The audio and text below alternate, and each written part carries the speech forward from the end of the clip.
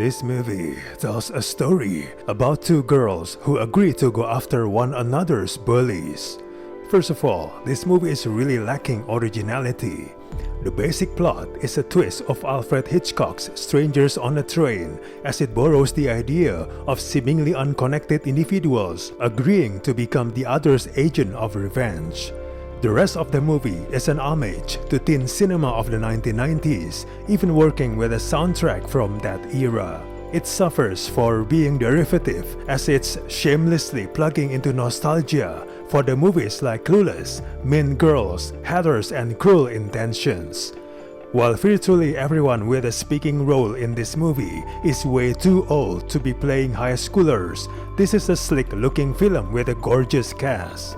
Unfortunately, the dark comedy often falls flat, even in well-dressed social satire. Nearly every character is a one-dimensional cliché, and the redemption story defies credibility.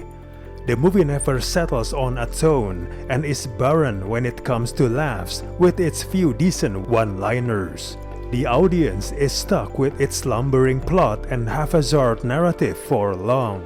The third act retroactively explains why the first two feel so scatterbrained, but it's not enough to pull the story together. It's trying to rearrange all the pieces on the board near the end. Sadly, the movie is not focused or compact enough to make getting to that point less of a slog.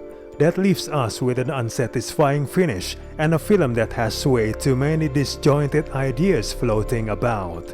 The movie has too many ideas in play, making the end result a watered-down attempt at something that could have had more bite. It's even trying to add an emotional core, which adds more formula to an already overwhelmed and overlong picture. The movie cannot overcome the central flaw of both main characters, ultimately being as hollow and self-obsessed as their schoolmates. It cannot be redeemed by breezy one-liners, self-referential humor, and a hipster soundtrack. Every great 90s teen flick gave you someone to root for. In this movie, even the heroines are tedious narcissists.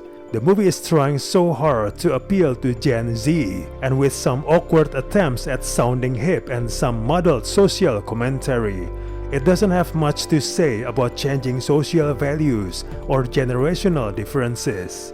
It's trying so hard to be fun that it ends up feeling a little like a chore. Overall, this movie is simply not good. It isn't funny or shocking enough to make up for its uneven pacing and vague messaging.